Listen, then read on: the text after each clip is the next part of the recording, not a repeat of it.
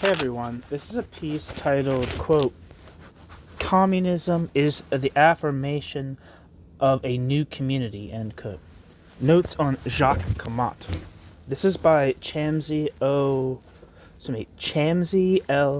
el-Ojeili. That's my best guess at how to pronounce this name, so if that's wrong, forgive me. The abstract for this piece says, this article explores the work of the primitivist communist Jacques Camatte. Camatte emerges from the Bourdieuist current of Marxism, and the article begins with an examination of the major emphases in Amadeo Bourdieu's thought, the central role of the party as, quote, social brain, the critique of democracy and electoral activity, the rejection of individualism, and the insistence on the social, community-centered character of communism. This background is crucial to Camatte's early work, but also to Camatte's later break from Bourdieuism and Marxism. This break occurred at the end of the 1960s, and the second part of this article follows Camatte's primitivist writings. Here, Camatte continues to think of communism as community/Gemeinwesen, but fundamentally reorients his thinking on class organization and communist transformation in light of an extension of his initial focus on capital's, quote, running away, capital's establishment as material community. The concluding note critically draws together Camatte's thinking and later English language primitivist work, suggesting that despite major problems, Camatte's work remains of interest. So here we go. Introduction. It is unlikely the thought of the French communist Jacques Camatte is widely known to those working in the field of social and political thought.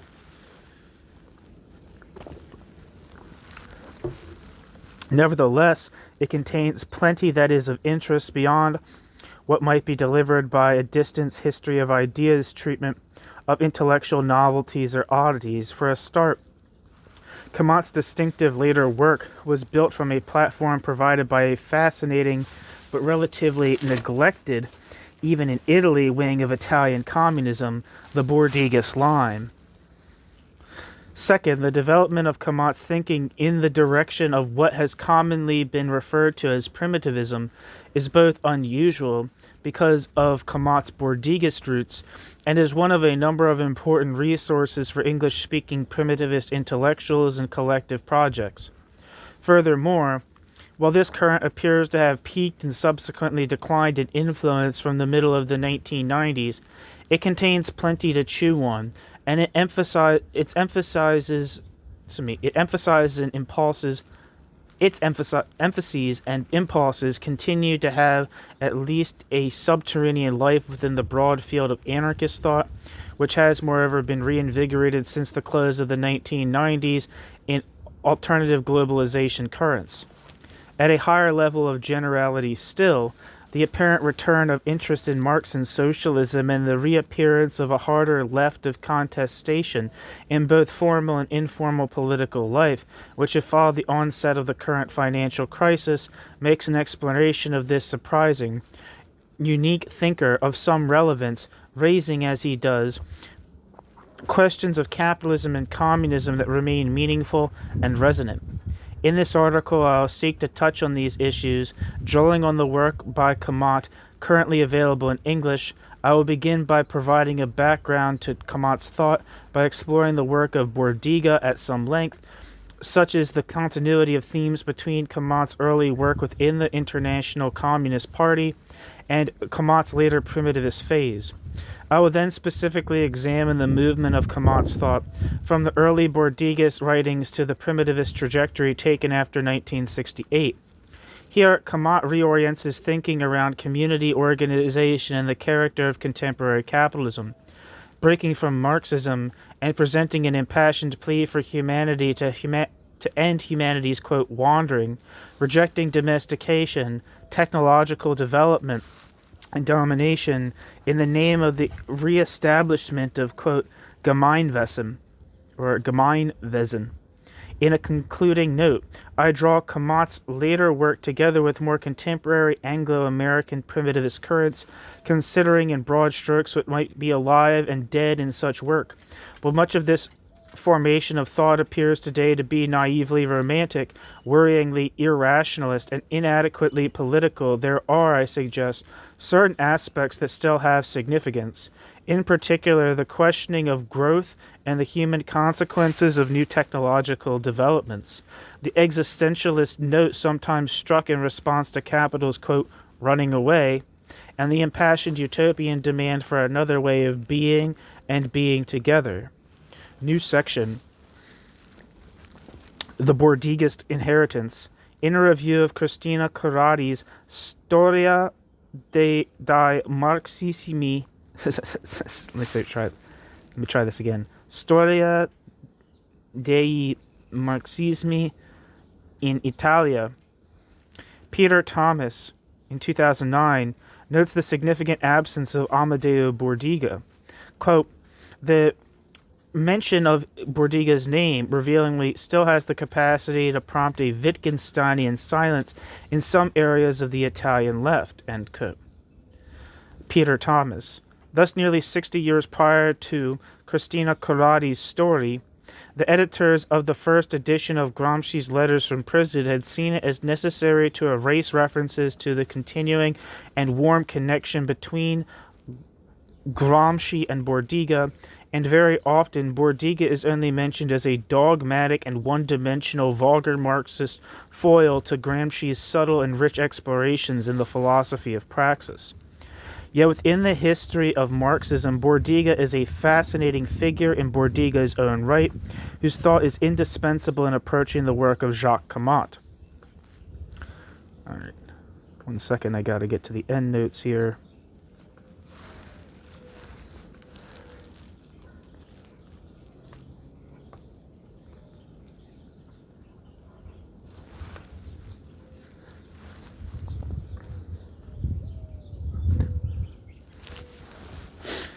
Yet within the history of Marxism, Bordiga is a fascinating figure in his own... Sorry, what I fucked up. I got to the footnotes and then didn't read the footnotes. Sorry. End note.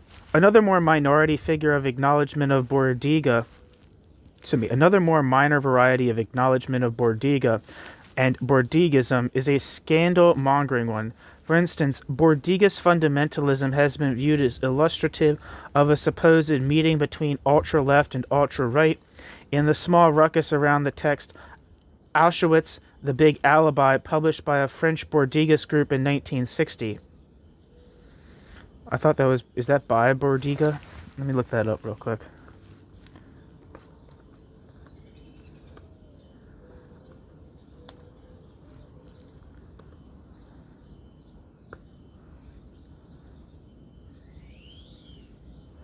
Oh, there's a little Wikipedia page for it. I don't know if it's reliable or not, but let's see. Never questioned the reliability of Wikipedia entries before, so let's see.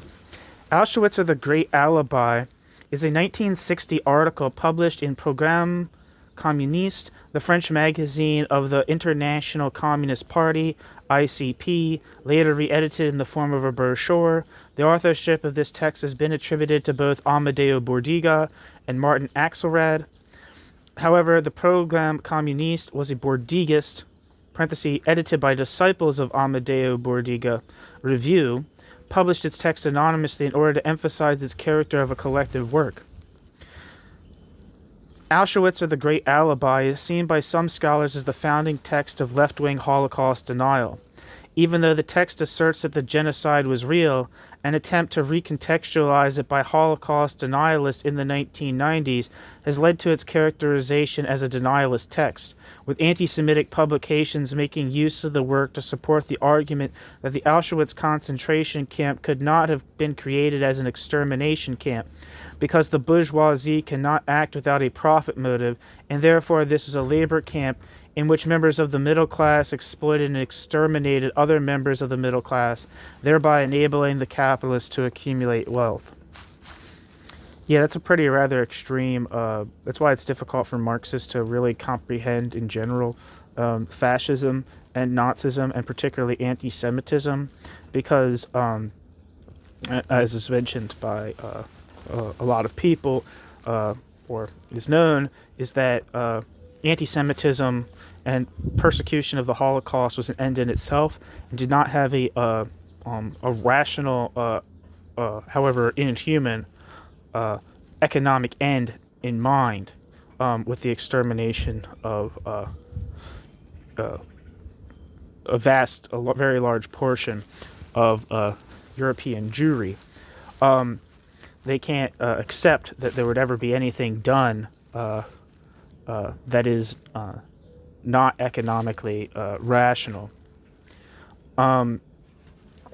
They also don't understand that not only was it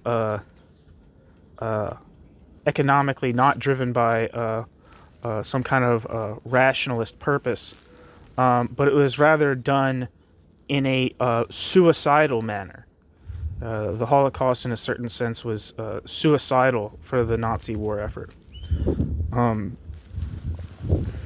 This is a very difficult thing for Marxists to wrap their head around, and it's I feel like it pretty much continues to this day.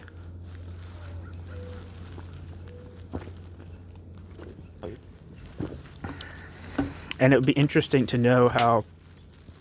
Oh, never mind. I'm just rambling on here. No one cares. The article was published in issue 11, dated April-June 1960, of the Programme Communiste, organ of the ICP. The article starts out with a critique of a poster published by the MRAP and largely supports its argument on the book The History of Joel Brand. It was first published in French, referring to a French context, which in itself made the attribution to the Italian communist Amadeo Bordiga problematic. According to an article in 2010 in Le Prolétaire, organ of the International Communist Party, its author was in fact Martin Axelrad, a militant French Bordigist of Austrian Jewish origin whose family fled to France after the Anschluss. And the thesis, new section, the thesis says,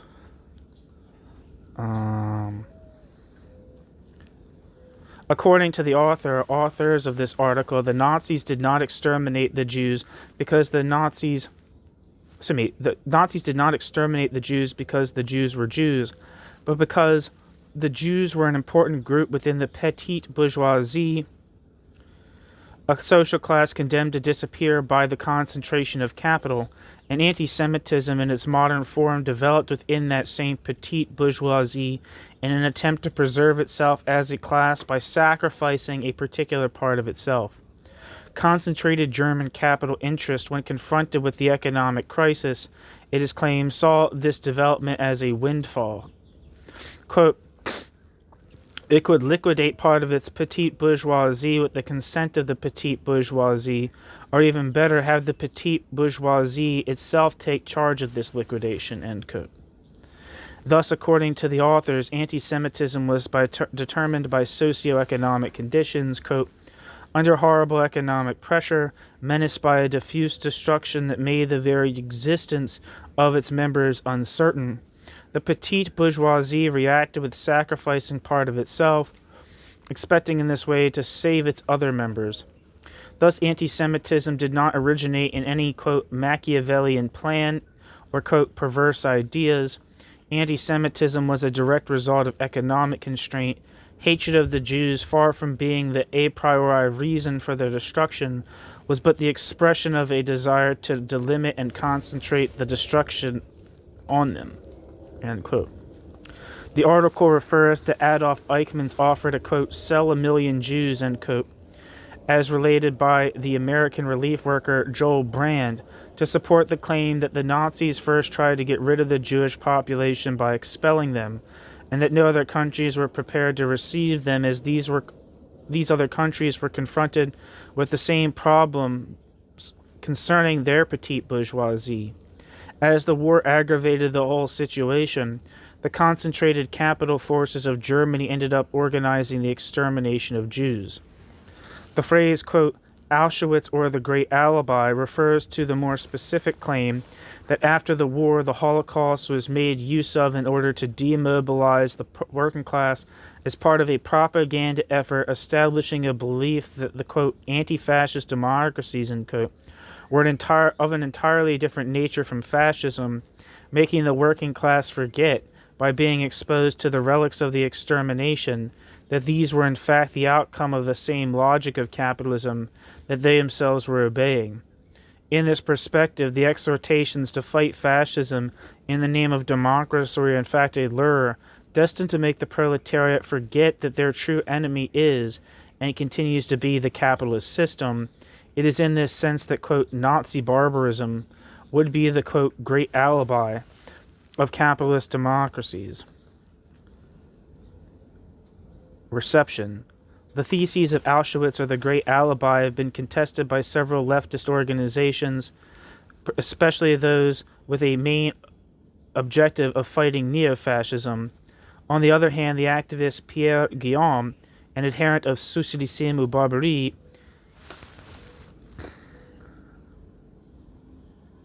later with Pouvoir Ouvrier, referred to this text as part of a first stage that later led him to support negationism,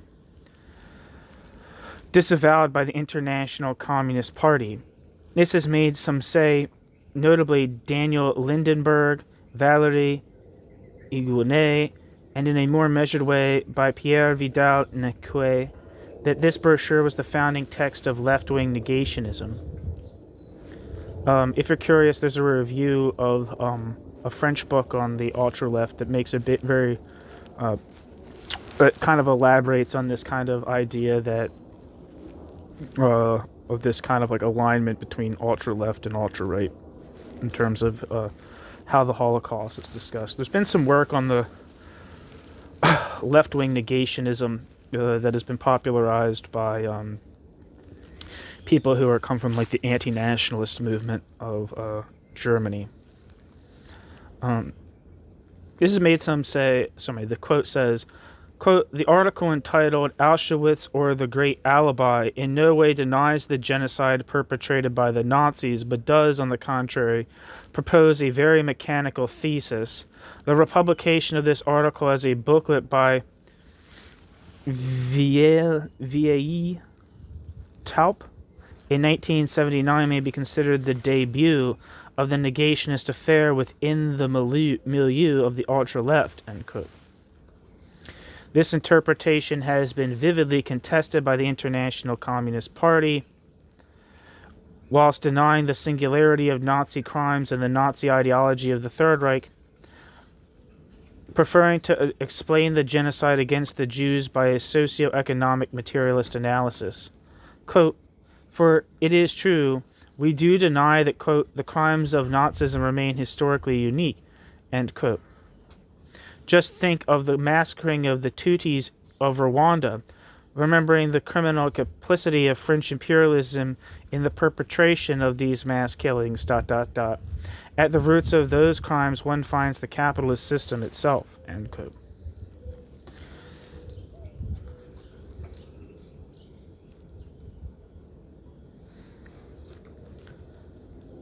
Indeed, this is the kind of, this is part of what, people call the relativization, Holocaust relativization.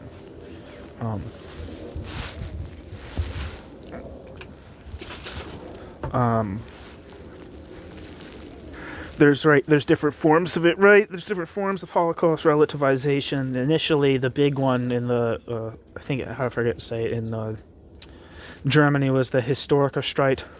I think that's how you say it. Which is by a guy, what the hell is his name? Something Nolta, I think was his name. Basically had the idea that in some sense, trying to like minimize the Holocaust in relationship to the crimes of communism, right? Capital C communism, right? Which were indeed real, just as the massacring of the Tutsis was real, and the crimes of colonialism are real. But to try to like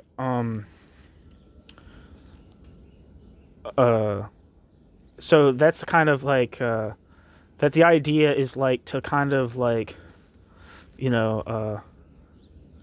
downplay the singularity and the unique horror of the Holocaust in order to like emphasize some other thing, like kind of creating. And I feel like for me, the main consequence of this is kind of creating a pain competition, right? You can totally accept the uniqueness of the Holocaust, but not minimize the brutalities or neglect the brutalities of colonialism. That seems like a pretty ridiculous errand, and it can spawn nothing but acrimony and hate and pain for other people. You know, it's not a worthwhile endeavor to try to say, well, what was worse, the Holocaust or the Middle Passage? You know, that's kind of a very stupid game. Anyway, back to the text. Where the hell am I? For instance, Bourdiga's fundamentalism has been viewed as illustrative of a supposed meeting between ultra-left and ultra-right in the small ruckus around the text Auschwitz, the Big Alibi, published by a French Bourdigist group in 1960. Its later republication by the French ultra-leftists, some of whom subsequently became connected to negationism, denial/downplaying of Nazi crimes against Jews during the Second World War, has been for some evidence enough of the direction in which Bourdiga's ideas lead us.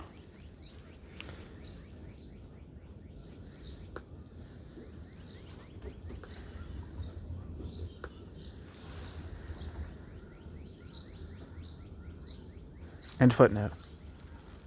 Yet with the history of Marxism, Bourdiga is a fascinating figure in his own right, whose thought is indispensable in approaching the work of Jacques Camatte. Footnote. For a good account of Bourdiga and Gramsci, see Hoare and Smith, 1998. For writings by Bourdiga, see the following websites: International Library of the Communist Left, Amadeo Bourdiga Archive, N+1 Historical Archives on the, quote, Italian Communist Left. End footnote. Amadeo Bourdiga was born in 1889 and became politically active as a young man within the dynamic milieu of the Italian Socialist Party's PSI youth section, opposing the colonial war in Tripoli in 1911 and founding the, quote, Karl Marx Circle in Naples in 1912.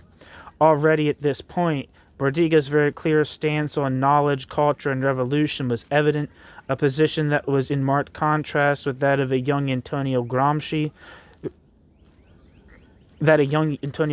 would soon take up. In a widely influential clash from 1912 with Angelo Tosca and Turin's, quote, culturalist, Bourdiga declared, quote, the need for study should be proclaimed in a congress of school teachers, not socialists. You don't become a socialist through instruction, but through experiencing the real needs of the class to which you belong, end quote. Bourdiga's impressive early radicalism was also clear during the First World War, where Bourdiga and the youthful, quote, intransigents around him rejected the PSI line, quote, neither adherence nor sabotage, end quote, taking a decided anti-militarist position, coming together with a more Leninist view of the imperative of transforming war into civil war. At around this time, too, Bourdiga had been expressing deep-seated skepticism about the democratic, as read as the negation of socialism, end parenthesis, and electoral orientation of Italian socialism, a posture that was to become a distinguishing and unrelenting focus of Bourdiga's later activity.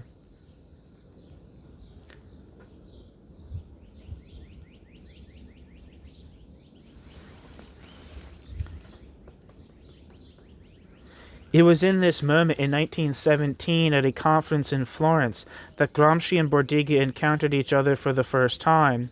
Both Bourdiga and Gramsci in their own ways, were increasingly struggling with the compromises of the PSI in the turbulent context of major social change and proletarian militancy in Italy, war and revolution in Russia. From December 1918, Bordiga's Il Soviet was publishing an abstentionist line, capturing the slogan, quote, "Not one socialist at the polls," end quote.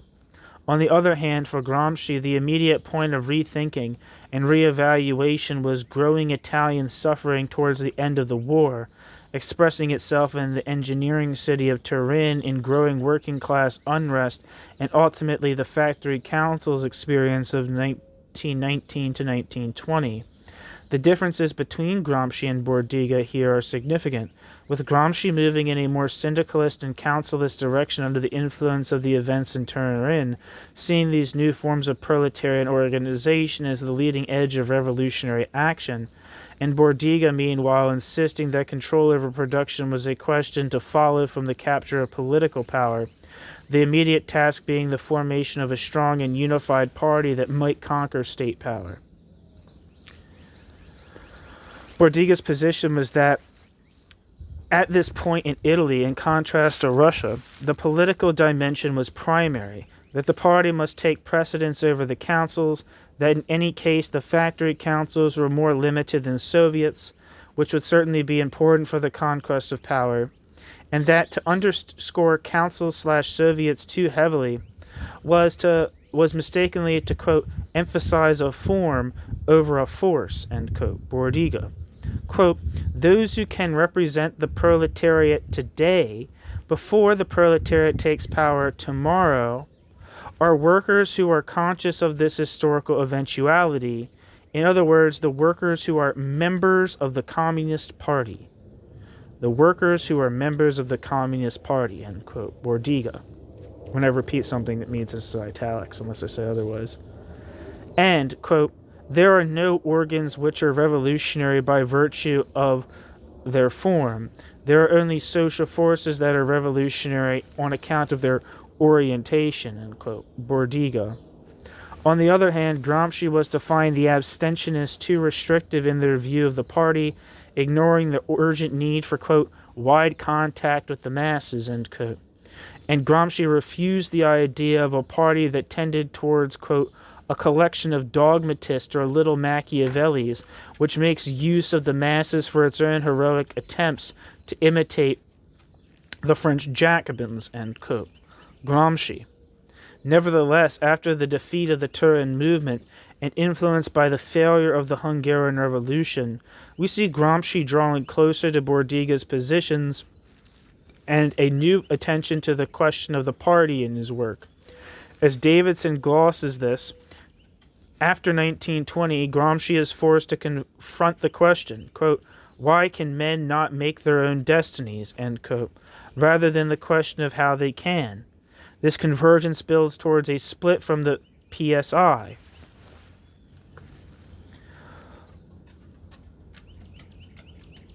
Footnote. As Bordiga expressed this in 1920, quote, "In our view, nothing does so much good as a split, ... A good split clears the air. Communists to one side, reformists of all persuasions and gradations to the other," end quote. Bordiga in Davidson, 1977. I think Davidson is referring to, I forget what his name is, Alistair Davidson? I think his name might be. I'm not sure. But he wrote a big intellectual biography of Gramsci. And if I'm not mistaken, the author of this text that I'm reading right now is also located in Australia. Or maybe New Zealand, I'm not sure. And it was at the end of January 1921,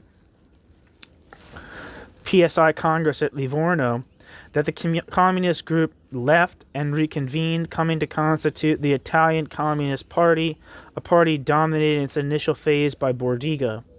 However, rather soon afterwards, as the prospects for revolution began to dim as fascism strengthened fascism's hold in Italy, Bordiga's contentions were increasingly assailed, and Bordiga progressively lost control of the party from 1923. Foreshadowing some of the issues that were to arise, Lenin himself famously entered into the debates around some of the further left positions with his, quote, left-wing communism and infantile disorder of 1920, commending Bordiga's criticism of, quote, Torati and Company, but rejecting the conclusion that, quote, Parliament is harmful in principle, end quote. Lenin's argument was that communists needed to be involved in every sphere of proletarian life, rather than fencing themselves off from difficult but inevitable problems. Bordiga's unrelenting stand, on the other hand, was that participation in Parliament necessarily entailed a contradiction within the imperative of constituting a strong communist party capable of seizing power. This stance is tightly threaded together with Bordiga's resolutely anti-democratic politics. For Bordiga, there was absolutely no intrinsic value to the principle of democracy, based as it was on the, quote, simple and crude arithmetical presumption that the majority is right and I fucking missed a quote there. For Bordiga, there was absolutely no intrinsic value to the principle of democracy, based as the principle of democracy was on the, quote, simple and crude arithmetical presumption that the majority is right and the minority is wrong, end quote. Bordiga. Centrally, democracy relied upon an individualism alien to the conceptions of historical materialism. Democracy, quote, considers each individual to be a perfect, quote, unit within a system made up of many potentially equivalent units, and instead of appraising the value of the individual's opinion in the light of the individual's manifold conditions of existence, that is his relation with others, it postulates this value a priori with the hypothesis of the, quote, sovereignty of the individual, end quote, end quote. Bordiga.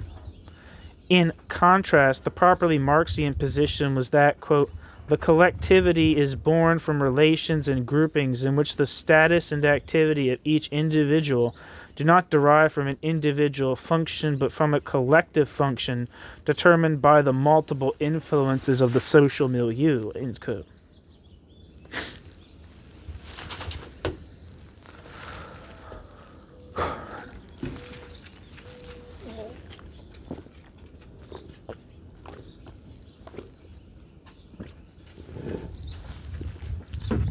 Bordiga. This is a central emphasis for Bordiga, and one that was to be constantly rearticulated. In a 1946 piece, for instance, Bordiga insists that the dialectic focuses upon, quote, collective phenomena, against the, quote, myth of the individual, and its associated language of personality, dignity, duties, and liberties. We must always start with a properly materialist focus on needs, which are above all social. So opposed was Bordiga to bourgeois personalization, so convinced that all work was collectively and historically produced, and so intent on avoiding a party of passive followers of leaders, parenthesis, in contrast to a party centered on a rigorous and consistent political program, in parenthesis, that Bordiga refused to allow the individualized identification of Bordiga's own theoretical contributions, insisting on revolutionary anonymity, something that has made precise identification of Bordiga's contributions somewhat difficult in certain cases. From early on, then, we have a strong sense of communism for Bordiga as the, quote, affirmation of social man, end quote, Bordiga. Quote, the joyous harmony of social man, end quote, Bordiga. A focus that is rather more troublingly linked to the vision of the Communist Party as future, quote, social brain, end quote. See Buick, 1987. I think Buick wrote the piece on Bordiga for the book Non-Market Socialism, edited by John Crump and Maximilien Rubel. John Crump, at least one point in his life, being from Socialist Party of Great Britain, along with Adam Buick, and Maximilien Rubel, being a council communist Marx scholar in France. Anyway, in my discussion of Camatte, I will return to a number of these points, anti-individualism, the community-centered vision of communism, the anti-democratic stance. Resuming a more chronological account here, growing tensions between Bordiga's positions on elections and the response to fascism and on those taken by the Comintern rose to an initial peak around 1923, the year of Bordiga's first arrest, As Davidson in 1977 notes, already by 1921 there are divergences between Gramsci and Bordiga over the interpretation of fascism, with Gramsci taking a more culturalist position and coming to a more lucid recognition of the cross-class support fascism had succeeded in marshalling. Here, Bordiga's, quote, immovability and long remarked upon determinism were seen as problems by a part of the as problems by a part of the movement. Bordiga tending to lump the fascists and social democrats together in a formula that equated both democracy and dictatorship as simple, ultimately indistinguishable forms of the rule of capital. As Bordiga was to put it in his 1946 to 40, as Bordiga was to put this in 1946 to 48, quote, democracy is class collaboration through lots of talk. Fascism is plain class collaboration, end quote. At the time, this equation, fascism equals social democracy, was out of favor in the International, and behind the scenes, attempts were being made to displace Bordiga. Footnote, to his credit, Gramsci refused to participate in such maneuvering, stating that, quote, for general capability and for work, he, bracket Bordiga, and bracket, is worth at least 3, end quote.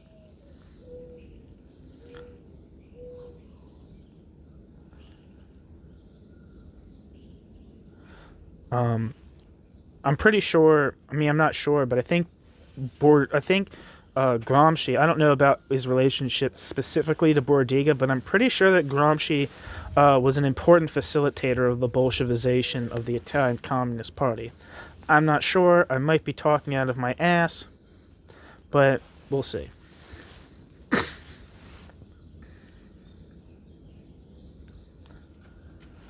End footnote. Opposition between Bordiga and Gramsci on such issues only grew over time, the two engaging in an extraordinary 14-hour debate in 1924 at a congress in Naples.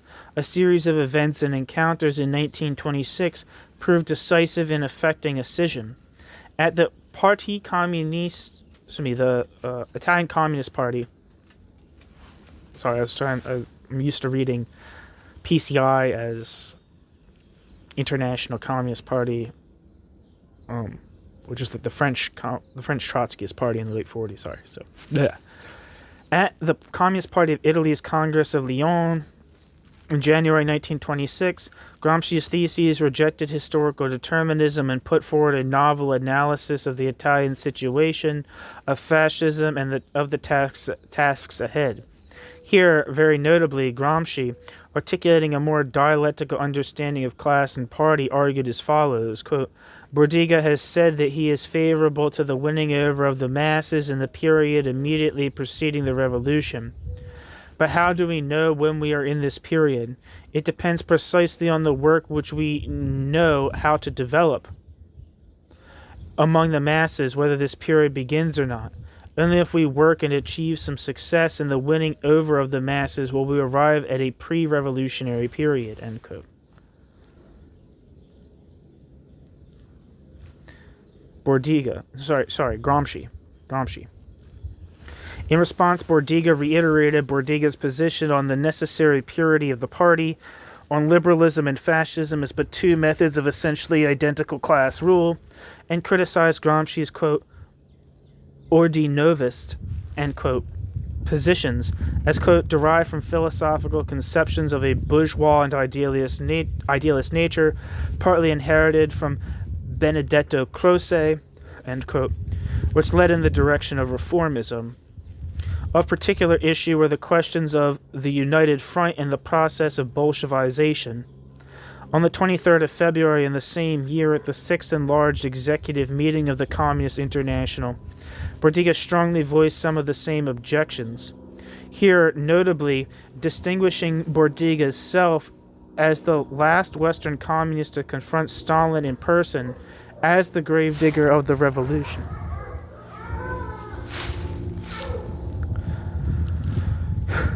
Footnote.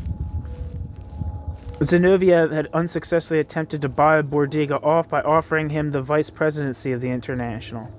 And footnote.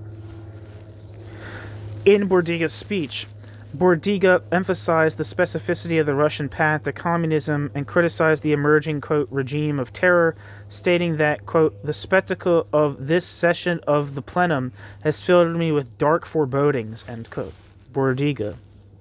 Footnote, quote, lately, within the parties a sport is practiced which consists in hitting, intervening, break, attack, and in these cases those who are hit are often excellent revolutionaries. I find this sport of terror within the party as having nothing in common with our work, ... Unity is judged by facts and not by a regime of threats and terror, ... We absolutely need a more healthy regime in the party. It is absolutely necessary to give the party the possibility to construct the party's opinion, ...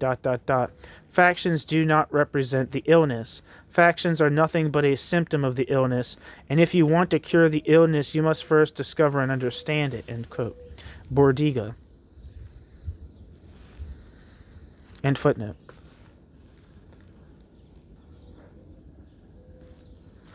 Bordiga's provocative suggestion was that, given that communism was a truly internationalist movement, all the communist parties of the world should jointly rule the Russian communist state.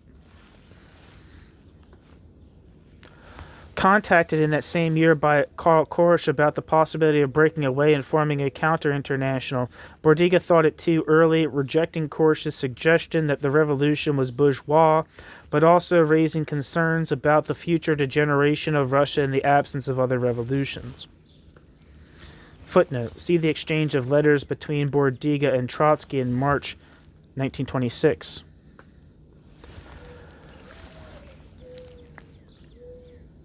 From almost the beginning, Bordiga had maintained few illusions about Russia's backwardness and the implications of such underdevelopment. Quote, the historical conditions within which the Russian Revolution has developed do not resemble the conditions within which the proletarian revolution will develop in the democratic countries of Western Europe and America, ... The tactical experience of the Russian Revolution cannot be integrally transposed to other countries, end quote. Bordiga. It was, though, only after the war that Bordiga was to develop his distinctive reading of the character of the regime in the USSR. A reading that has certain connections with those developed by the non-Leninist left, such as Pannekoek, Maddock, Rula, for instance, although Bordiga came to designate the USSR an early type of, quote, capitalism, rather than, quote, state capitalism. While 1917 did see a proletarian political revolution for Bordiga, the important real content was its bourgeois anti-feudal side. According to Bordiga, capitalism is the agrarian revolution. Capitalism is the agrarian revolution. The Russian socialist capitalization of agriculture and the development of the productive forces were capitalist, not communist tasks. Capitalist, not communist tasks.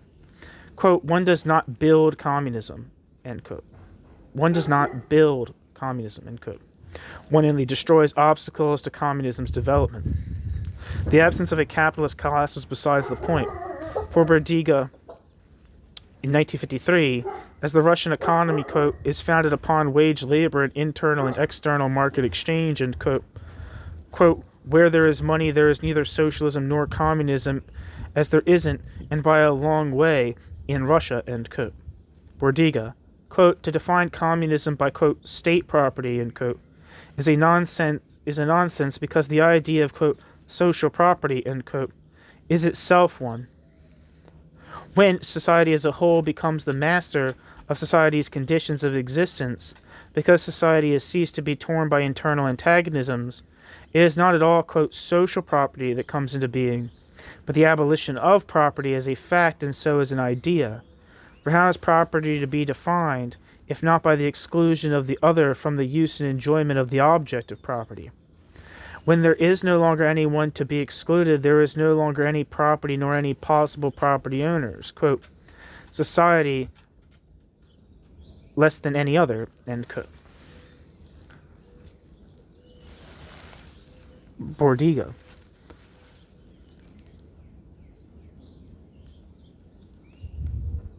Maybe, is that Bordiga?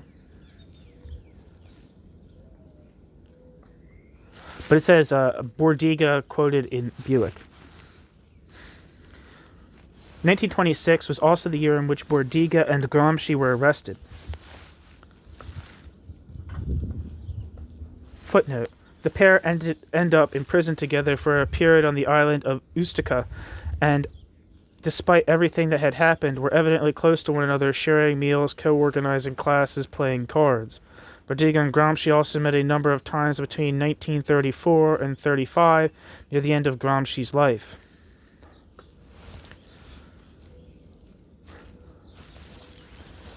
End footnote.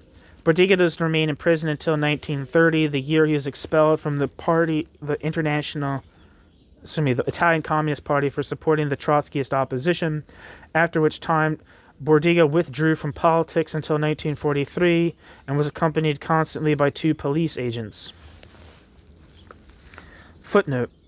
In a letter to his brother-in-law, Bordiga speaks of his political isolation during this period. Quote, it's necessary to distance oneself and wait, ... Wait not for this generation, but for future generations, ...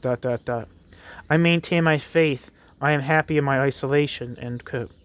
For a detailed account of the activities of the Bordigas from 1926 to 1945, see ICC 1992. End footnote. The Bordigas Internationalist Communist Party was formed in 1943, growing fairly rapidly and producing the journal Prometeo from November that year. While politically active from 1943, Bordiga only joined the party in 1949. After which time a split in 1952 saw Bordiga and his followers leaving to form the International Communist Party. In this post-war period, Bordiga continued to reaffirm Bordiga's fundamental arguments, the quote invariance of the communist doctrine formulated by Marx in 1848, the priority of the party in the establishment of communism, and the need for the party in favorable circumstances to quote survive and hold down the flame along the historical quote thread of time, end quote.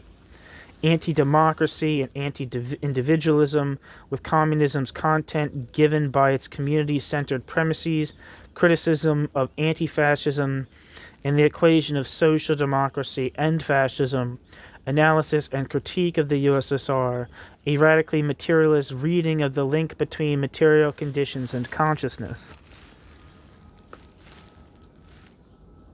Footnote. The Bordigas groups were quite variegated at this point, with significant differences over a range of questions: relations with the Communist Party of Italy, ties with Trotskyist groups, stances towards the Soviet Union, the Soviet Union, the unions, and the notion of a transitional state. Bordiga's late membership can be attributed to his uneasiness about some of these variations. See Bourrinet, 1998. End footnote. Footnote. The party would evolve after the revolution into a simple organization for social research and study. End footnote.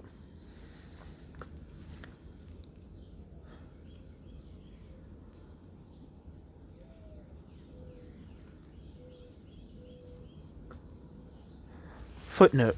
For Bordiga, between 1946 to 48, the stomach must be emancipated before the brain can be. The workers are subject, under the weight of their living conditions, to the, quote, whole traditional consensual ideology of the capitalist world, end quote. And communist consciousness is only to be found initially in organizations among restricted sectors of the population. End footnote.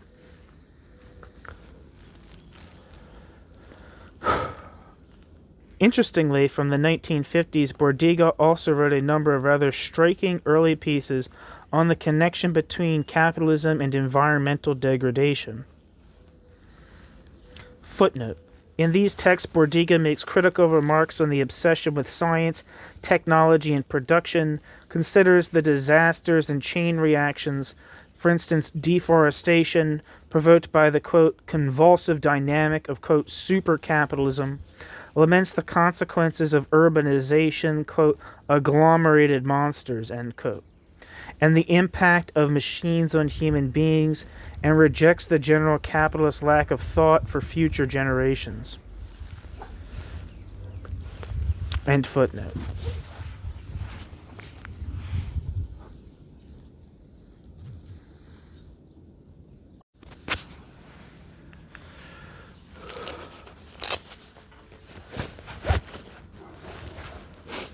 New section, from Bordiga to Camatte. This rather lengthy treatment of the main lines of Bordiga's political thought is, I think, an indispensable prefatory note to a consideration of the work of Jacques Camatte.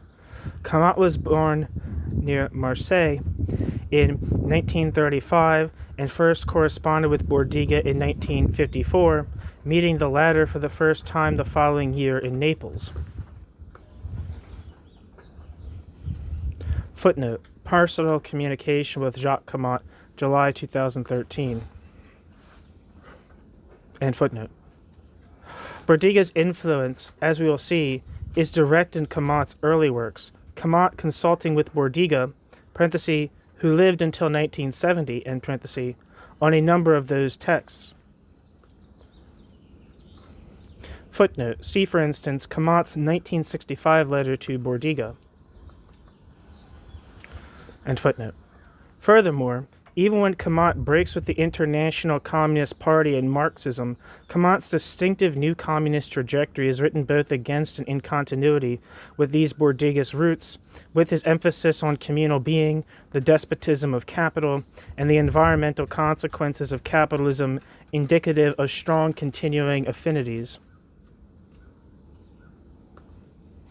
Footnote. See Camatte 1977 and 1995. Continuing to cite Marx and Bordiga extensively, both in a critical vein and in support of his later primitivist positions.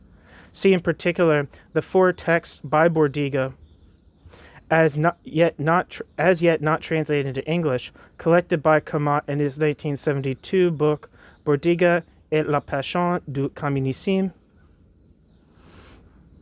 That is, a selection and prefatory readings of Bordiga made after Camatte's break from the International Communist Party. End footnote.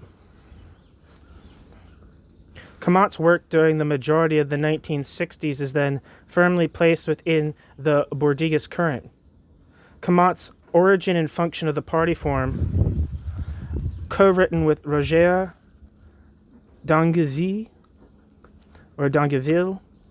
in 1961, for instance, involves detailed Marxian exegesis on the question of organization, reading very much as an International Communist Party text, with, for instance, prominent references to the Rome Theses of 1922 and the Lyon Theses of 1926 as central documents.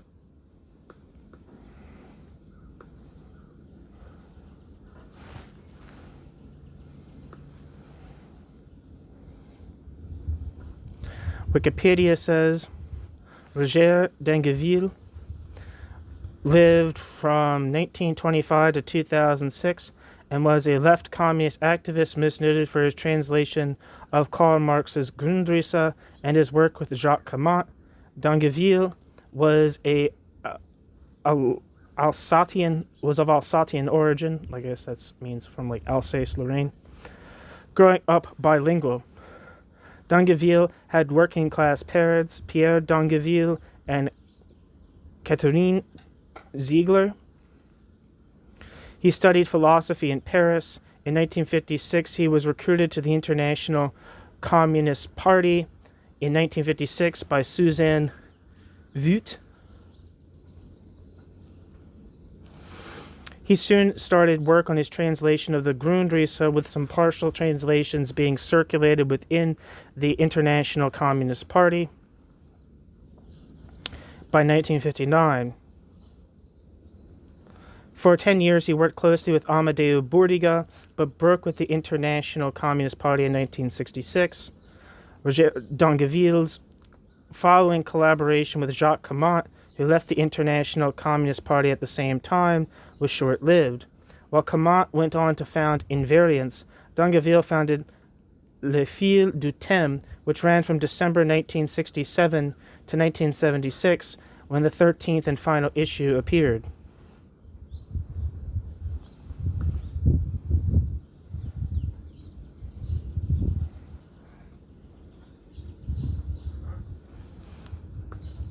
Back to the text.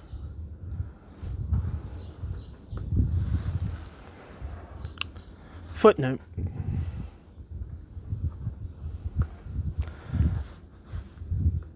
The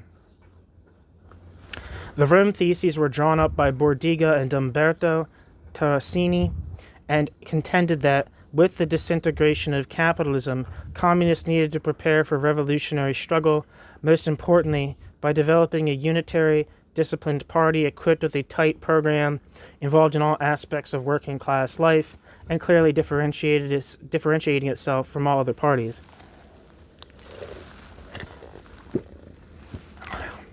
The draft theses of the left, presented at Lyon, rejected social democratic reformism and all forms of class collaboration, including electoral participation and the ideas of the United Front and a workers' government, insisting on the equal critique of fascism and liberal democracy, arguing for organic centralism and opposing Bolshevization, and critical of the orientation of those who had been involved in l'ordine nuovo. See Bourdiga 1926a. End footnote. Already notable here is the great emphasis placed upon Marx's usage of the term, quote, Gemeinwesen, which proves to be a consistent preoccupation across the entirety of Camatte's work and is entirely consistent with Bourdiga's central emphasis on the anti-individualist and social collectivist premises of Marxism.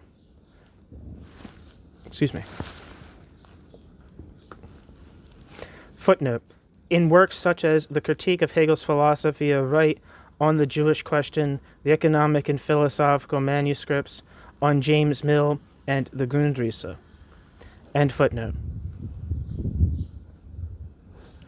Quote, Gemeinwesen carries connotations of, quote, common essence, quote, commonwealth, quote, common system, quote, common being, quote, communal being, and is thus not translatable simply as, quote, community, understood in a restrictively spatial sense.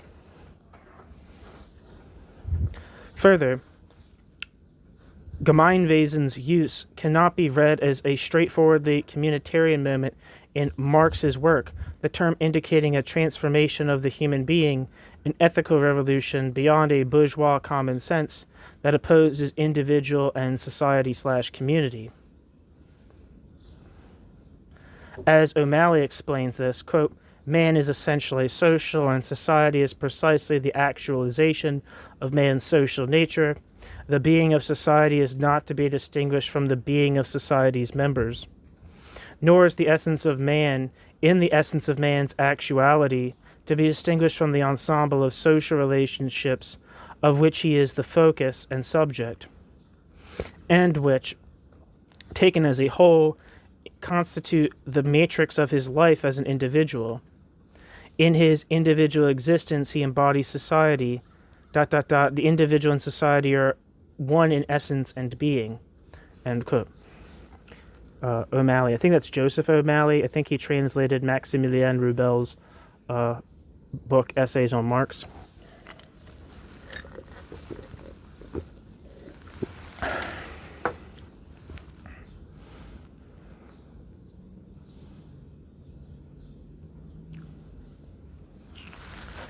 This notion is tightly connected to Marx's critiques of state and private property, of illusory community and illusions about sovereign individuality, of the dualism individual-society, and furthermore for Marx, at this point, one can see in the proletariat a glimpse of this Gemeinwesen.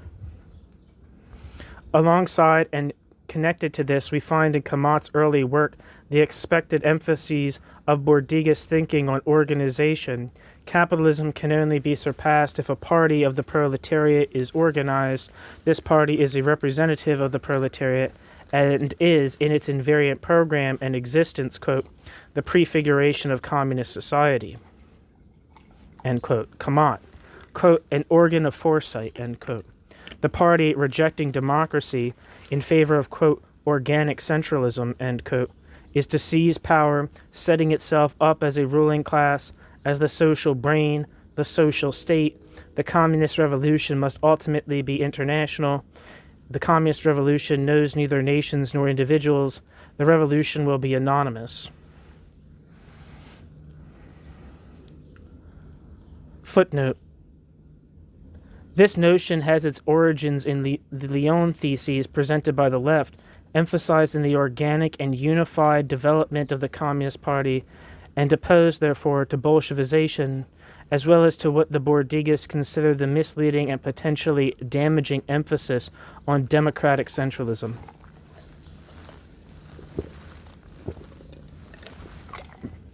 End footnote.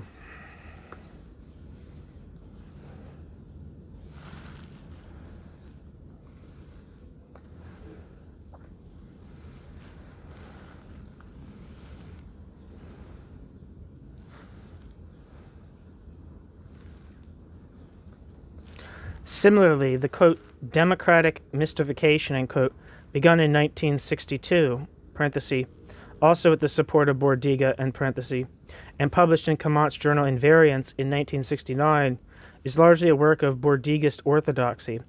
Democracy is, here, defined as, quote, the organization of those who have lost their original organic unity with the community, end quote, implying division, individualism, and a reconciliation between classes. Democracy is merely a mechanism used by the ruling class to attain domination over society. Camatte equating social democracy with fascism. Footnote. Camatte similarly rejects the direct democracy arguments of council communists. End footnote. Despite this apparent orthodoxy, there are already emphases here that foreshadow the break Camatte makes towards the end of the 1960s from the Bourdieuist current.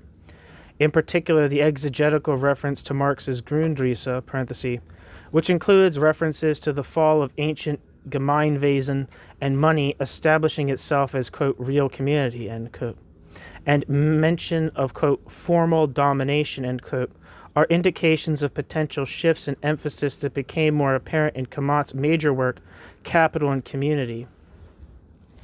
This, again, heavily exegetical work is a long intervention on the significance of a number of then non-canonical works by Marx, the most important being the so-called unpublished sixth chapter of Capital, titled Results of the Direct Production Process, which is on this channel. It's a rather long video, but it's worth your time.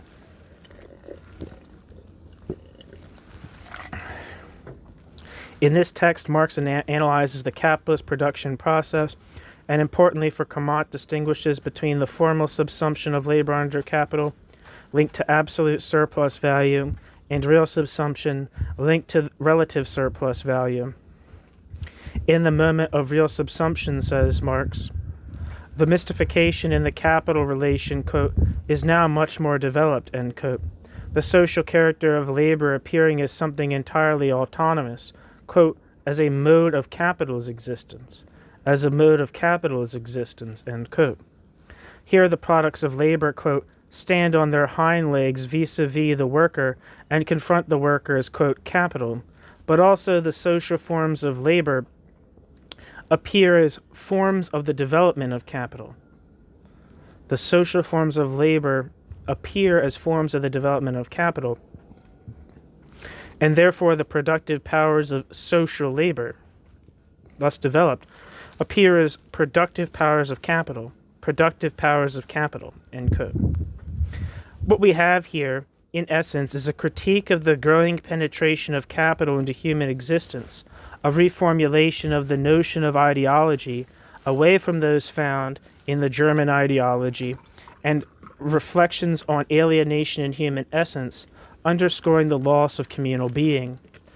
Occurring at a moment of a number of returns to Marx in search of renewal, Camatte's interpretation is that this chapter, quote, articulates the whole corpus of Marx's work. Footnote: that of Althusser and his associates being, of course, the best known, but also including a little later Antonio Negri. On the latter, see, for instance, the use Negri makes of, quote, subsumption. See also Negri 2010 for the continuing importance of this notion of subsumption in Negri's thought. In contrast to Camatte, though, Negri couples this with the Italian workerist emphasis on the priority of class contestation in the transformations in capitalism. Arguably, this projects Negri against the pessimistic direction in which the focus on subsumption might lead.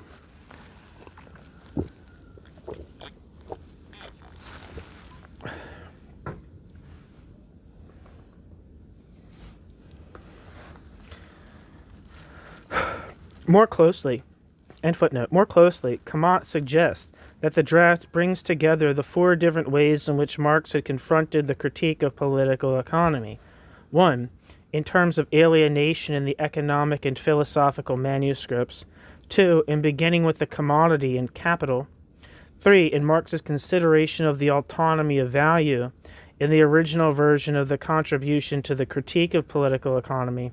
4. And in his assessment of the obstacles to capitalist development in the Grundrisse. This articulation is glossed by Camatte as the study of the domestication of men by capital, the autonomization of the non-living, the progressive, quote, capitalization of everything, end quote. In this process, capital becomes social, quote, an animated monster, end quote, seizing, quote, all the materiality of man, end quote. In short, capital, quote, has become the material community of man, end quote. As this is summarized in a text included from 1971, quote, apropos capital, quote, men are reduced to pure spirits who receive their substance from capital, which as the material community has also become nature, end quote.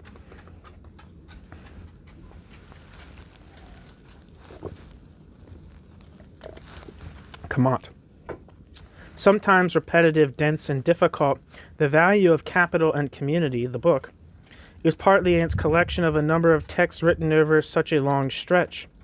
The main body of work was begun in 1964 and published in 1968. In 1966, Camatte broke from the International Communist Party over questions of organization and over divergences caused by the particular direction taken by Camatte's otherwise Bourdieuist emphasis on communism as equal to communal being. On the one hand, then, there are a number of rather straightforward Bourdieuist characteristics within the text. Social democracy is, quote, the fitting resolution of fascism, end quote. Communism as defeated in 1926-28, with the, quote, socialism in one country, end quote, line of the Russian Party and the Third International, and the subsequent triumph of capital in Stalinist Russia. Democracy is, quote, founded on the illusory sovereignty of man as an isolated individual, end quote. The party is social brain, instrument of socialism. Footnote. There is also some interesting discussion of the transition to socialism within capital and community. For instance, a 1972 note engaging with the Dutch Council Communist text of 1930, Fundamental Principles of Communist Production and Distribution. And footnote.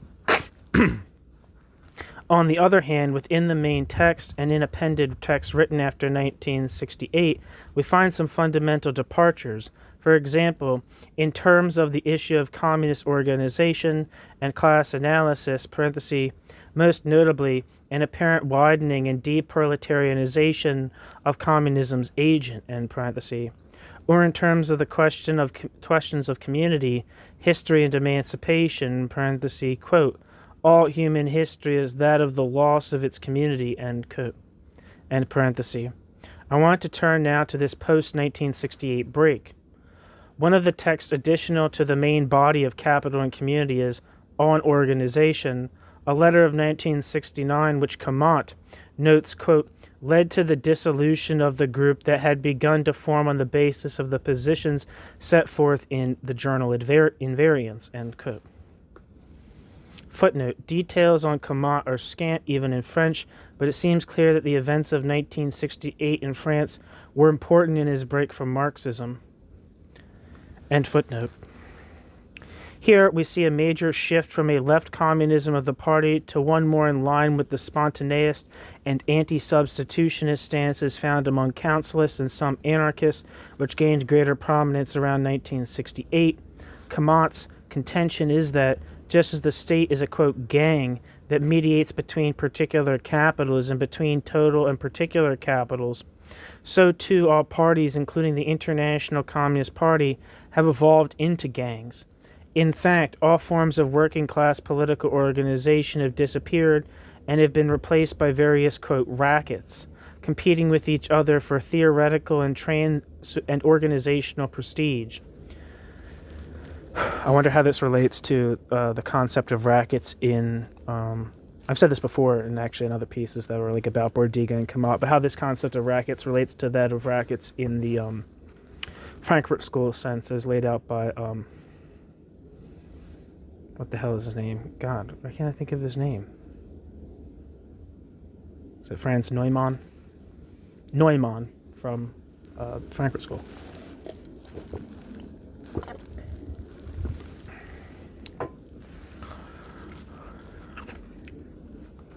Constituting, quote, an illusory community, the gang merely, quote, replaces all natural or human presuppositions with presuppositions determined by capital, end quote.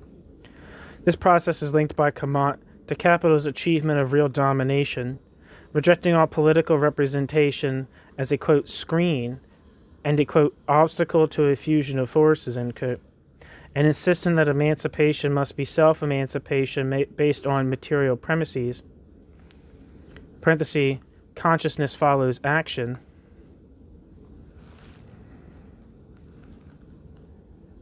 where the hell am I?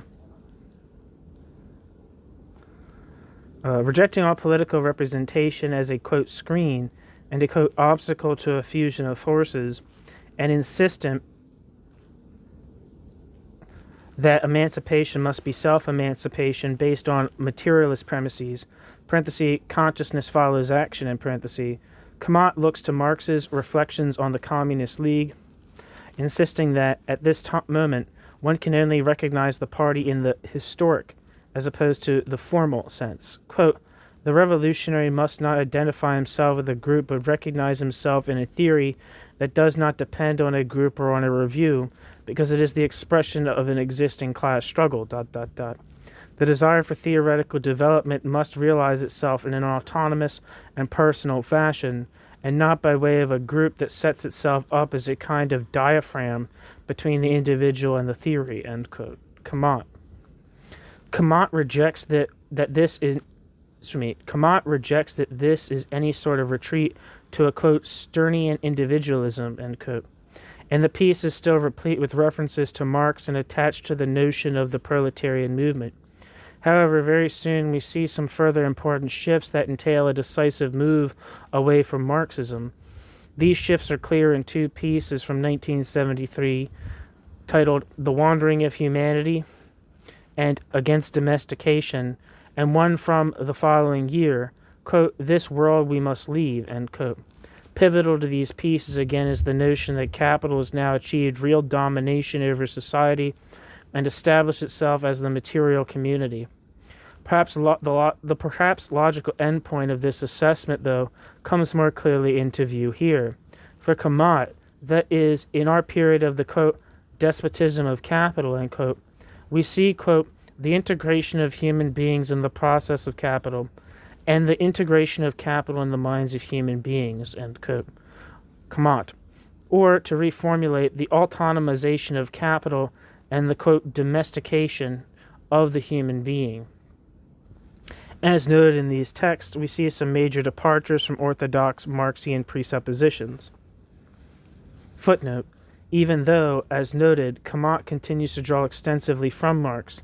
For instance, in his text on Russia from 1974, Camatte is still deploying work from the early Marx in favor of his enthusiasms for communism as Gemeinwesen. End footnote.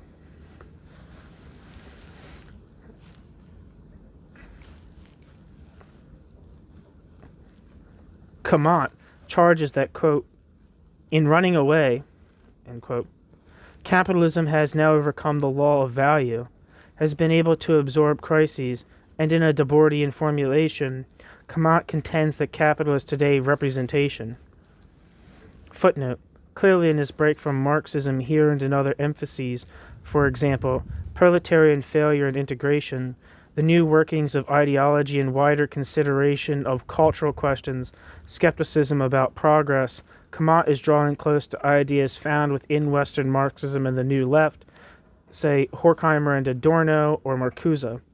We can see this, for instance, in Camatte's explicit references to the ideas of Castoriadis, the Situationist International, Italian workerism, Norman O. Brown, and the influence of Wilhelm Reich. Who's Norman O. Brown? Do you guys know this? Who this person is? I do not.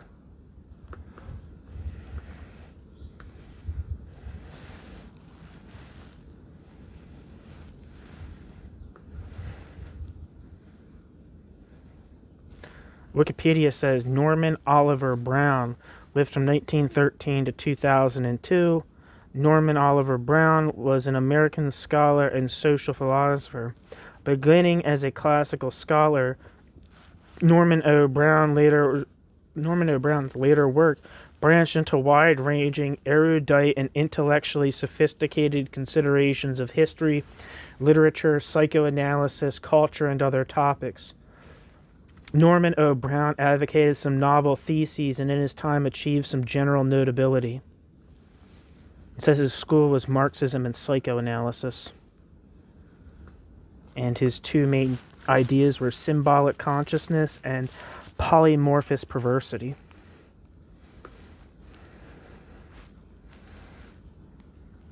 Back to the text. End footnote.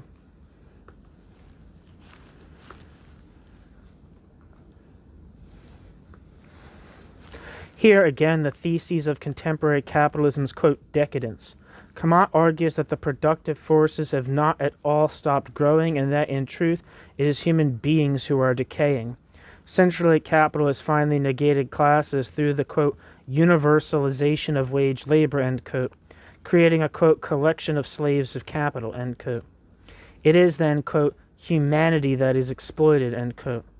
At another point, Camatte approaches this negation of class somewhat differently, although again by looking back to Marx's unpublished sixth chapter. Quote, we have reached the end of the historical cycle during which humanity moved within class societies. Capital has realized the negation of classes by means of mystification. Sorry, 1 second. Oh, okay. Just wanted to make sure you guys could get out if you wanted to. Sorry, I'm looking at watching out for some dogs.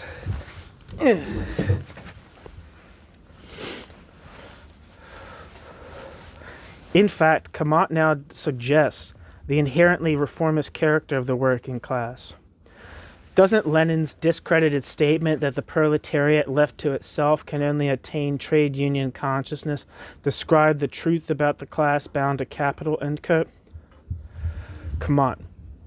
That is, the proletariat outside of society is, through struggle, progressively integrated. Quote, it succeeds with the German Socialist Party in forming a counter-society that is finally absorbed by the society of capital, and the negating movement of the proletariat is over, end quote. Camatte.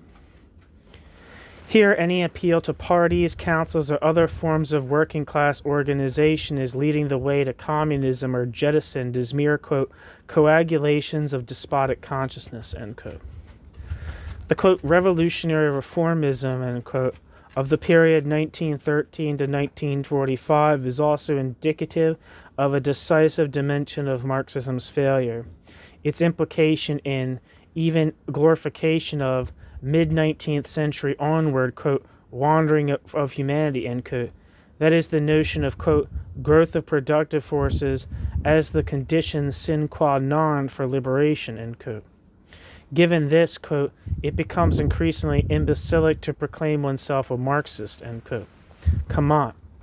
This lament about the folding together of the proletarian movement with the presuppositions of capital is later expanded upon as follows, quote, the dichotomy of interior-exterior, the vision of progress, the exaltation of science, the necessity of distinguishing human from the animal, with the latter being considered in every case inferior, the idea of the exploitation of nature, end quote. Camatte.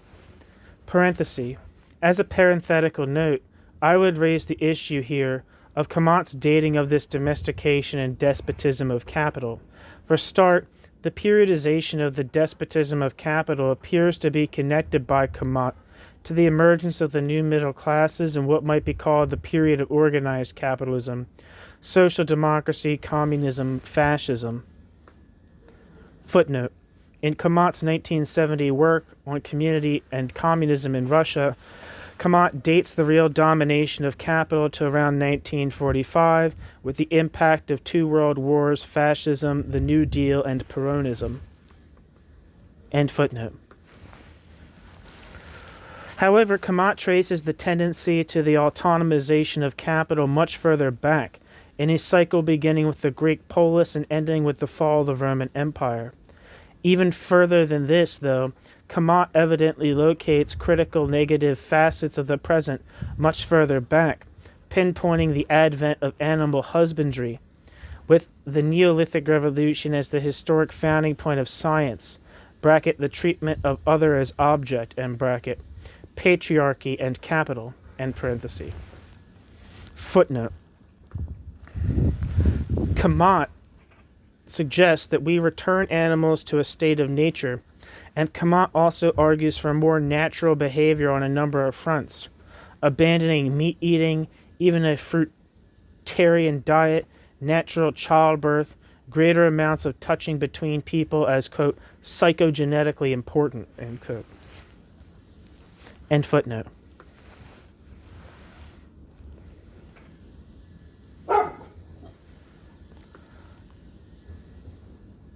Footnote. Camatte credits the feminist movement with drawing attention to the shortcomings of the revolutionary movement, the way it had become, quote, infested with notions of power and domination, end quote. Camatte. End footnote.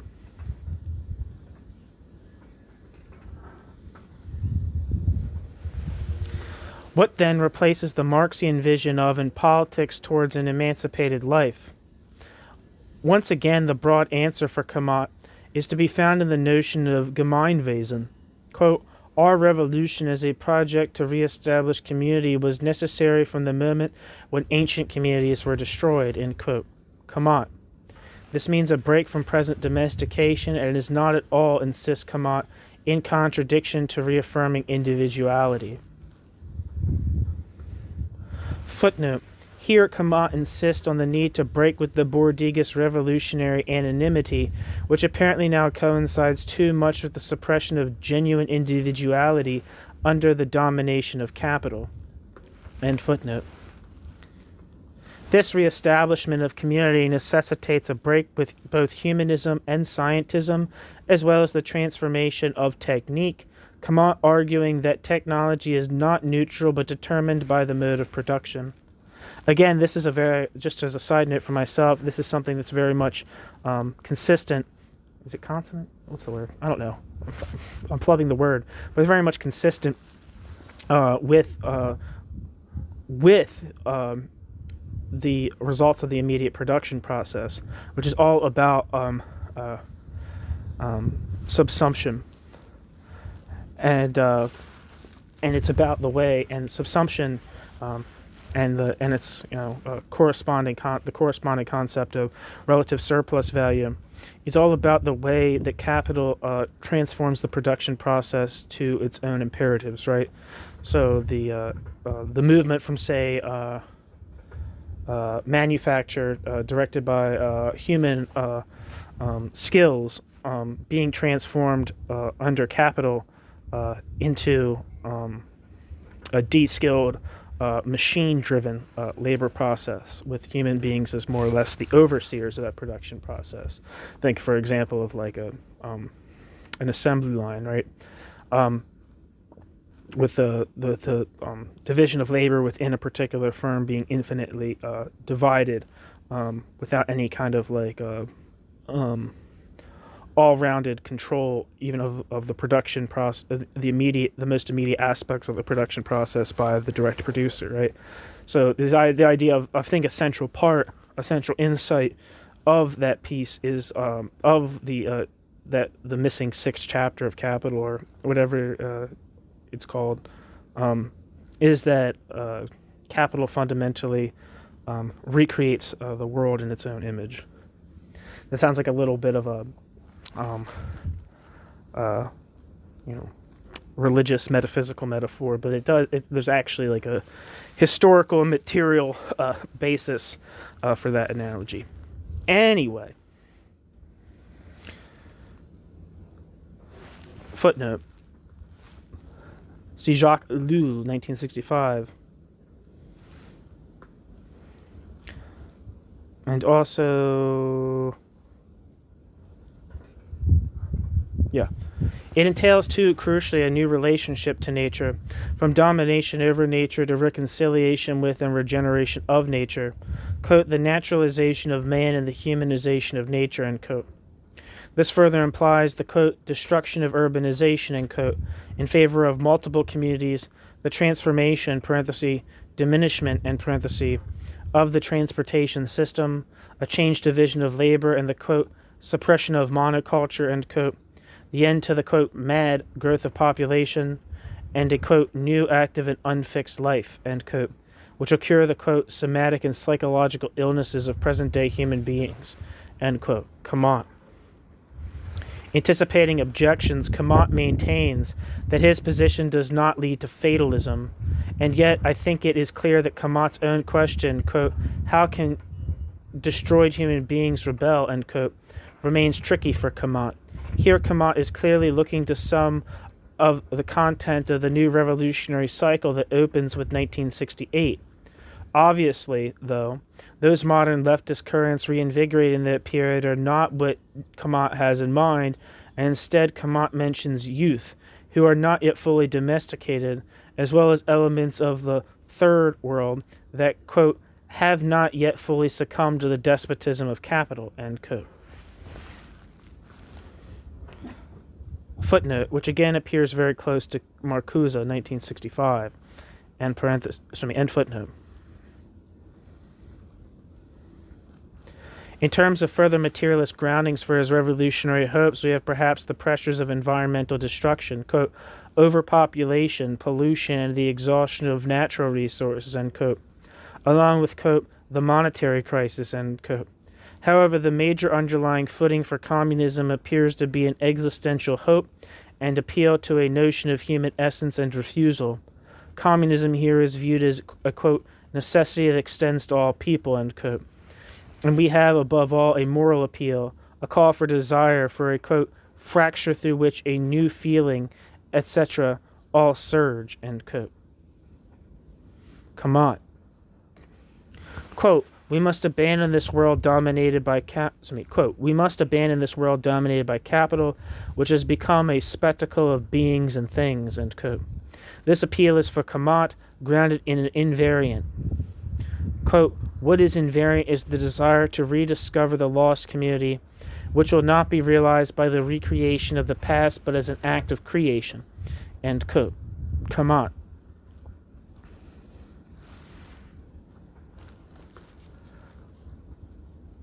Footnote. And here Camatte absolutely rejects any violence against people, say the police. The, quote, revolutionary struggle is a human struggle, and the revolutionary struggle must recognize in every person the possibility of humanity, end quote. Camatte. Quote, the communist revolution is the triumph of life. The communist revolution cannot in any way glorify death or seek to exploit death, since this would be putting itself on the terrain of class society, end quote. Camatte. That's super interesting. End footnote.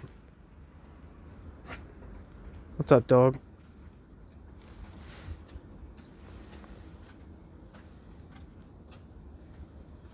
New section, concluding comments. As a concluding note, I want now to make a number of interpretive and evaluative suggestions. Here, I feel that it is best to proceed by placing Camatte's later work within a tradition of thought that has come to be known as primitivism or sometimes anarcho-primitivism, even if those grouped under the heading would often reject the label. Footnote. See Freddie Perlman, for instance, 1983, who dismisses the term, suggesting that the term it is those in the Freddie Perlman, 1983, for instance, dismisses the term anarcho-primitivism, suggesting it is those in the wealthy capitalist nations that are living out primitive lives. And footnote.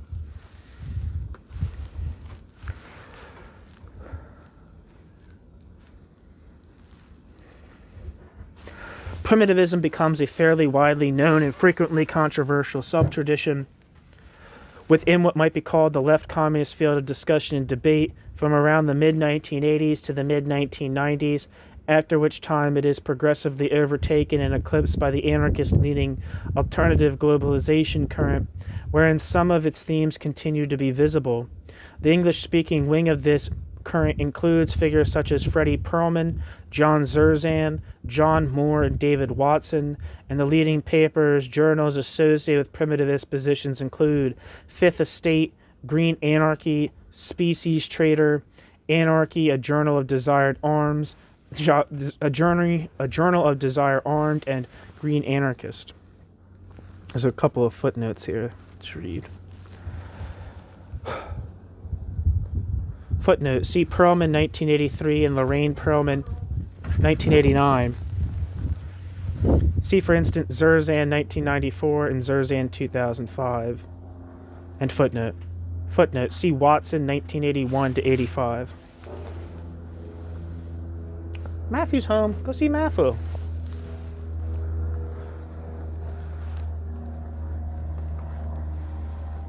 End footnote. For those involved, Jacques Camatte's pioneering work appeared to be significant and influential, as elements found in the work of a variety of other thinkers, for instance, Louis Mumford, Martin Heidegger, Jacques Ellul, Ivan Illich, the thinkers of the Frankfurt School, and the Situationists. Footnote. The key carrier of this influence is likely to have been Freddie Perlman, who encountered Camatte's work in the early 1970s and translated the latter's The Wandering of Humanity in 1975. The importance of Camatte's work is underscored in the early part of Perlman's primitivist masterpiece of 1983, Against History, Against Leviathan, and Perlman's connection with Fifth Estate and other radical groups in Detroit and beyond was likely pivotal in the spread of Camatte's influence outwards.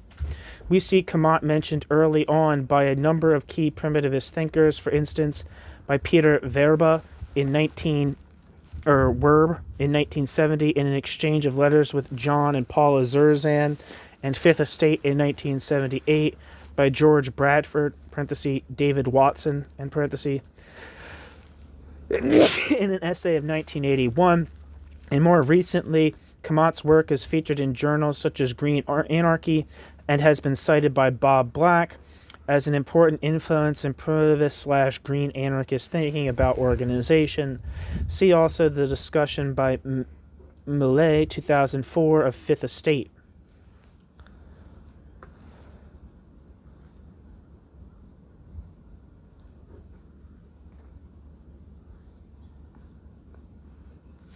End footnote.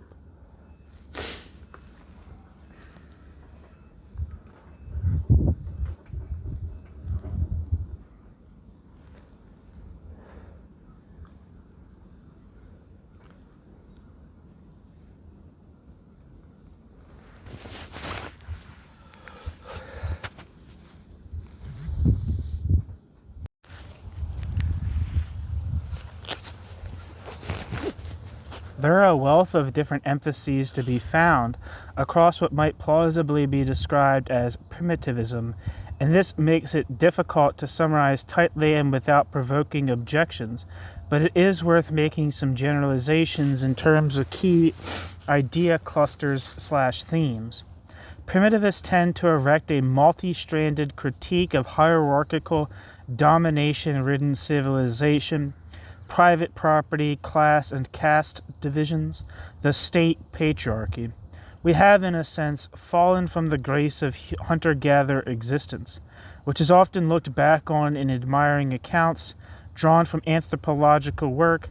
These, quote, primitive social orders characterized by community, equality, mutuality/connectedness with the natural world, and psychological and physical well-being. Footnote, a, quote, community of freedoms, end quote, in Freddie Perlman's estimation. Sometimes, too, contemporary indigenous cultures provide stark positive contrasts to elements of life in advanced civilization. End footnote.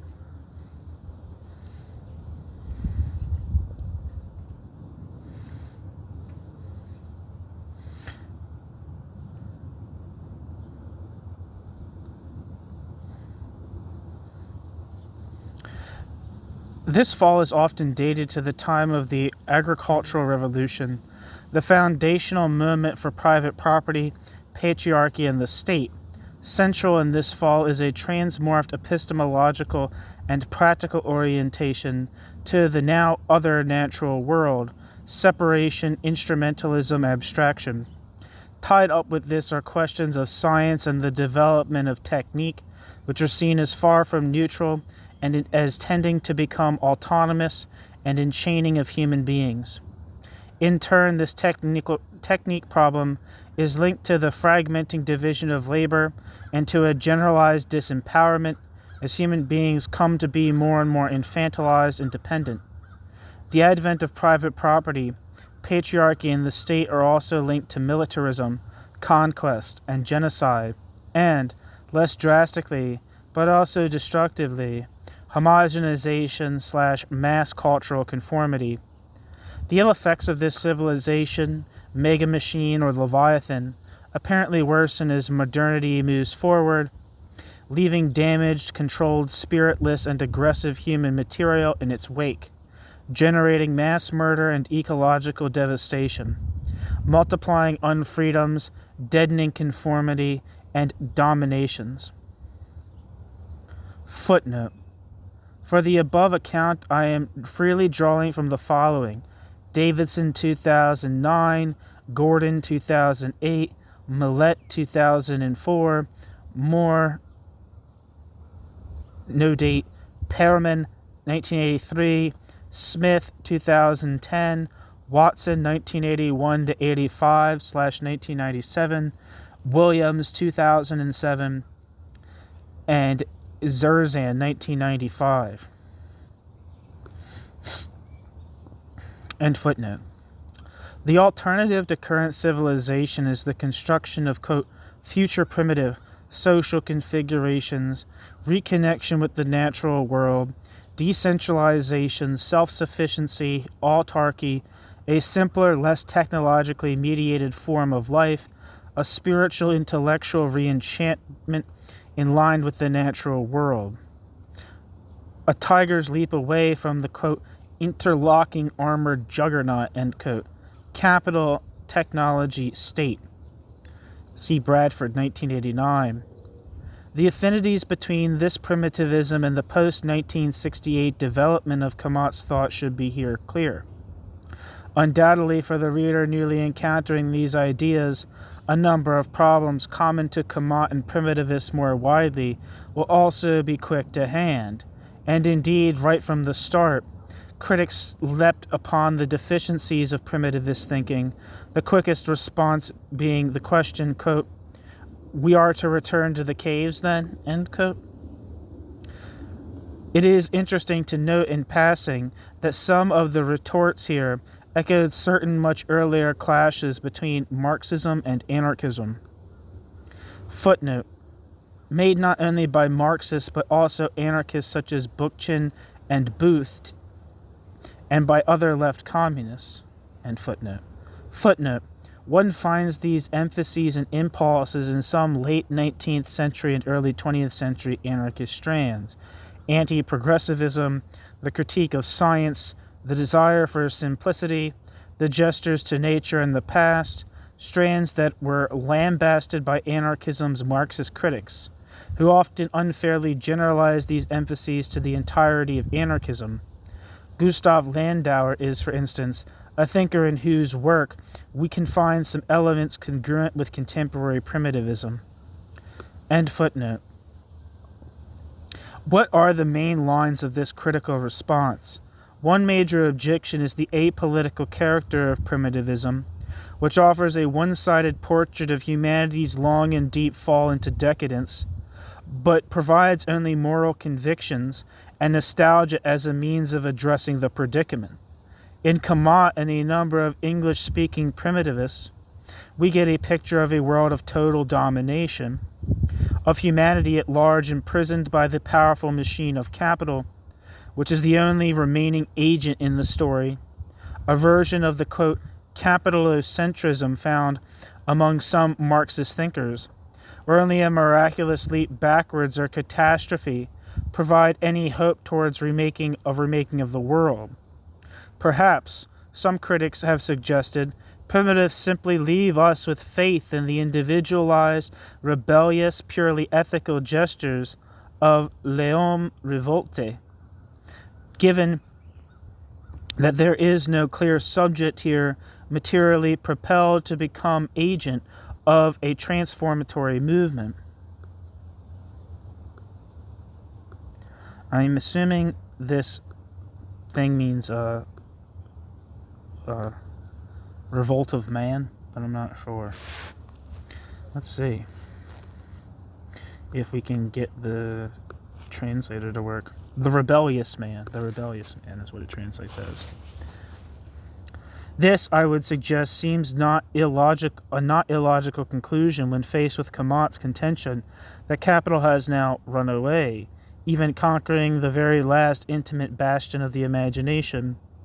What we seem to be offered then is a quite violent oscillation between complete despair, residency in a new, quote, grand hotel abyss, parenthesis, the, quote, ruin of the contending classes, question mark, and, quote, the, quote, ruin of the contending classes, end quote, question mark, and parenthesis, together with the most incredible optimism required to sustain commitment to the enormous tasks of leaving this world. Hakim Bey's 1995 and Smith's 2010 astute readings here point to the distinctly purifying impulses within a strand of thought so often inattentive to the many possibilities in the present, which is read so one-sidedly as a time of absolute contamination. Unsurprisingly, the anti-science, anti-enlightenment mood of primitivism has come in for a fair amount of searching critique, often in line with Marxian critiques of postmodern thought.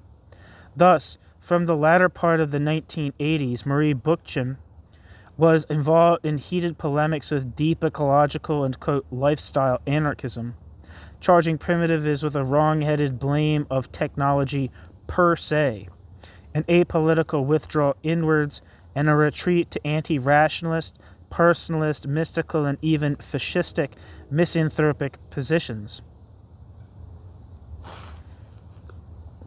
Footnote. Bookchin, 1995, feared a, quote, regression of rationality into intuitionism, of naturalism into supernaturalism, of realism into mysticism, of humanism into parochialism, and of social theory into psychology. See also David Watson as George Bradford, Critique of Elements of Primitivism. For a recent close analysis of these debates and a defense of Bookchin's position, see Price, 2012. End footnote. Here, in a debate that seems likely to return in some form, Bookchin sought to play the Habermas to primitivism's Foucault, urging a completion rather than abandonment of the modern project. One might be tempted to view the primitivist current through the lens of Jonathan Friedman's analysis of the identity consequences of the systematic crisis.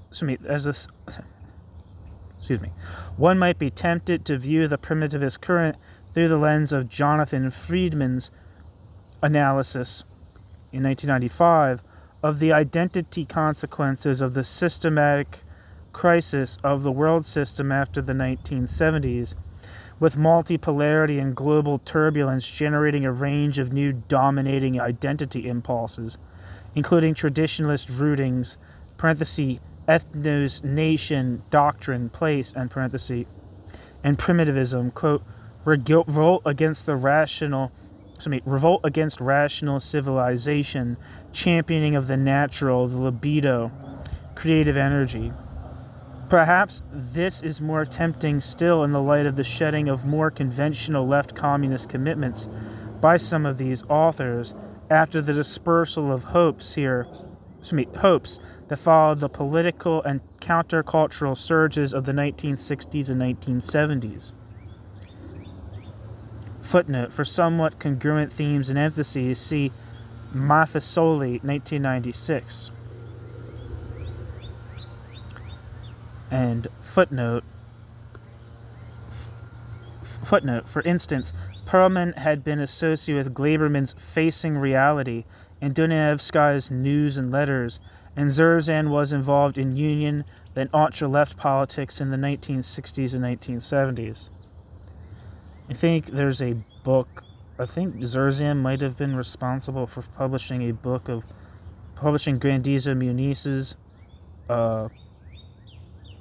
thoughts, writings critiquing unions, I think in the 1970s. I'm not exactly sure though.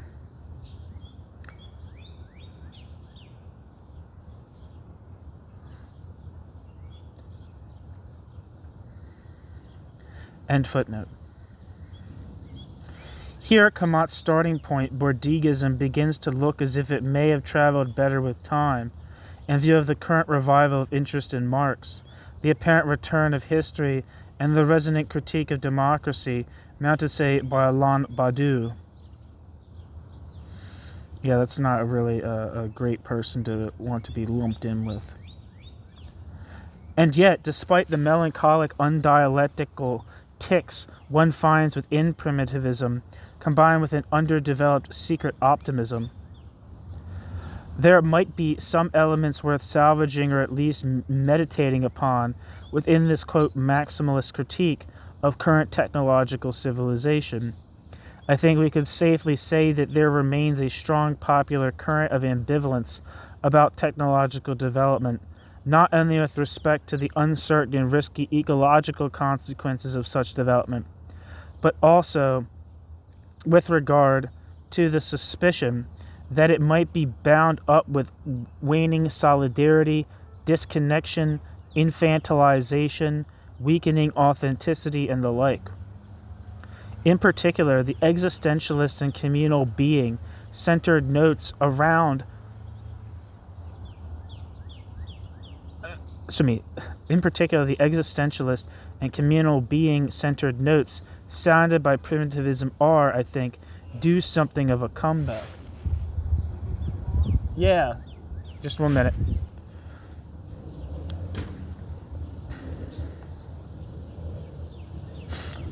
In particular, the existentialist and communal being-centered notes sounded by primitivism are, I think, due something of a comeback, in opposition to the widespread dissatisfactions with the predominant liberal suspicions of commonality, obsessions with growth, profit, competition, and individuality wholly conditioned by the market, and it appears that here a primitivist thinker such as Jacques Camatte may still have something to offer us after the prohibitions of the anti-essentialist and triumphant liberal moments.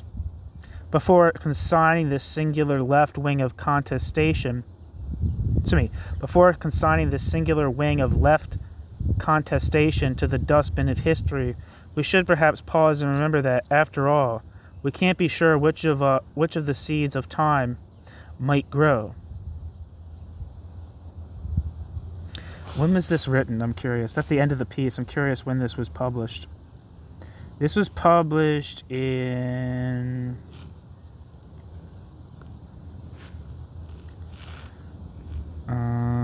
2014.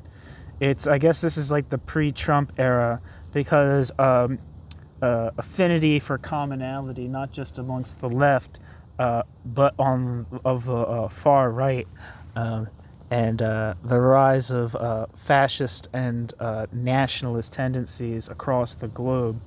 The idea of commonality being something that is completely foreign, or is has lost prominence in the world political situation, no longer holds true. And I'm going to quickly read the references. W.L. Adamson, Hegemony and Revolution, a study of Antonio Gramsci's political and cultural theory. That's from 1980. Badiou, 2003, Infinite Thought, Truth and Return to Philosophy. Alain Badiou, 2005, Metapolitics. Alain Badiou, 2007, The Century. Hakim Bey, 1995, Primitives and Extropians. Bob Black, 1997, Anarchy After Leftism.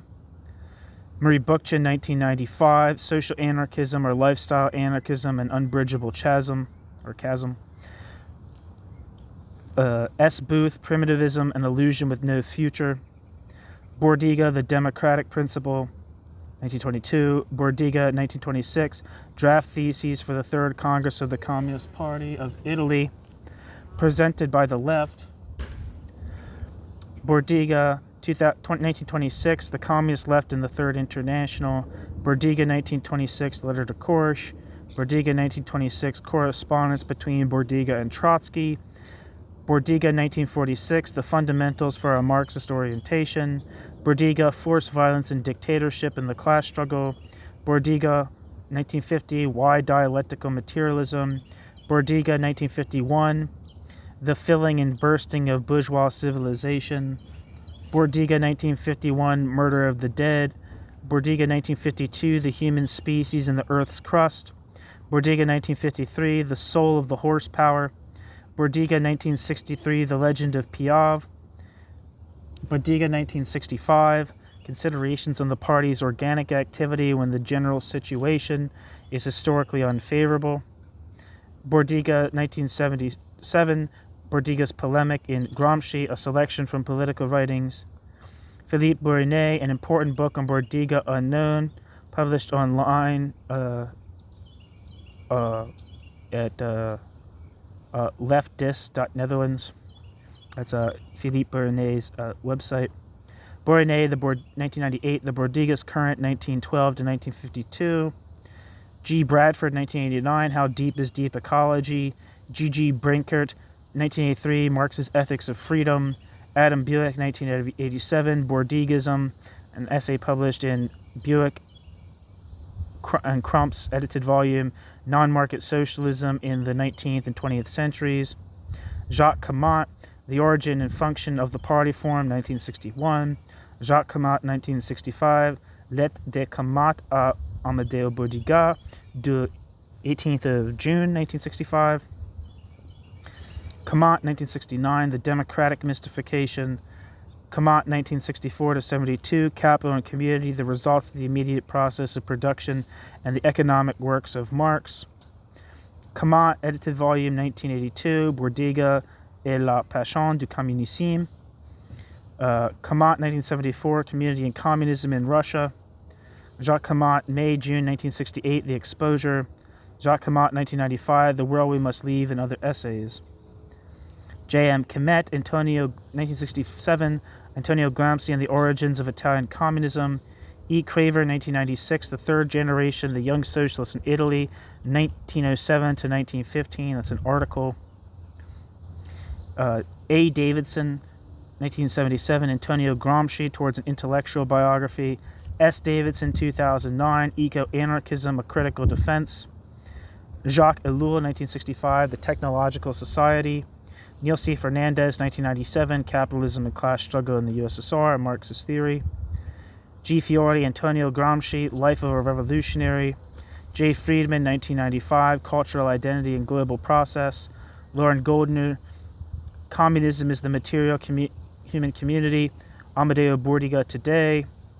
Yuri Gordon, 2008, Anarchy Alive, Anti-Authoritarian Politics from Practice to Theory. Antonio Gramsci, 1977, Selection from Political Writings, 1910 to 1920. 1978, Gramsci, Selection from Political Writings, 1921 to 26. Gramsci, 1994, Letters from Prison, Volume 1. Quentin Hoare and G.N. Smith, General Introduction. Antonio Gramsci, Selection from his Prison Notebooks. Horkheim and Adorno, 1944, Dialectic of Enlightenment. International Communist Current, The International Communist Left, 1926 to 45. International Library of the Communist Left. Russell Jacoby, 1981, Dialectic of Defeat. Gustav Landauer, 1978, For Socialism. Vladimir Lenin, 1966, Collected Works, Volume 31. M. Mafasoli, 1996, The Time of Tribes, The Decline of Individualism in Mass Society. Herbert Marcuse, 1966, One-Dimensional Man, Studies in the Ideology of Advanced Industrial Societies. Advanced Industrial Society, singular. Herbert Marcuse, 1973, Eros and Civilization. Marx Grundrisse. S. Millett, 2004, Technology is Capital, Fifth Estate's Critique of the Mega Machine, published in the Perkis and Bowens edited volume Changing Anarchism, Anarchist Theory and Practice in a Global Age. J. Moore, A Primitivist Primer. Antonio Negri, 23 Essays on Marx, Interpretation of the Class Situation Today, published in Marxism Beyond Marxism. Negri, 2010, Communism, Some Thoughts on the Concept and Practice, published in Douzinas and Zizek's edited volume, The Idea of Communism. N+1, Historical Archives of the Italian Communist Left. Martin Nicholas, Forward to Karl Marx's Grundrisse. Bertel Ullmann, 1976, Alienation, Marx's Concept of Man in Capitalist Society. James O'Malley, 1970, Editor's Introduction to Marx's Critique of Hegel's Philosophy of Right. Freddie Perlman, 1983, Against His Story. Lorraine Perlman, 1989, Having Little Being Much, A Chronicle of Freddie Perlman's 50 Years. Paul Picon, 1983, Italian Marxism. A. Price, Recovering Bookchin, Social Ecology and the Crises of Our Time. Shostak Sassoon, 1980, Gramsci's Politics. Peter Thomas, I think it is, 1980, Karl Marx and the Anarchists. Marcel van der Linden, Western Marxism and the Soviet Union, A Survey of Critical Theories and Debates since 1917. Various authors, 1977 to 1988, The Origins of Primitivism in the Anarchist Library. D. Watson, 1981 to 5, 1997, Against the Mega Machine. L. Williams, 2007, Anarchism Revived. John Zerzan, 1995, Future Primitive and Other Essays. John Zerzan, 2005, Against Civilization, Readings and Reflections. And finally, the little author biography, which I should have read at the beginning. Chamsy el-Ojeili is a senior lecturer in sociology at Victoria University of Wellington, New Zealand. Chamsy el-Ojeili is author of From Left Communism to Postmodernism, Reconsidering Emancipatory Discourse, published in 2003, Politics, Social Theory, Utopia and the World System, Arguments in Political Sociology, published in 2012, and co-author with Patrick Hayden of Critical Theories of Globalization, published in 2006. That's the end of the piece. Thank you so much for listening.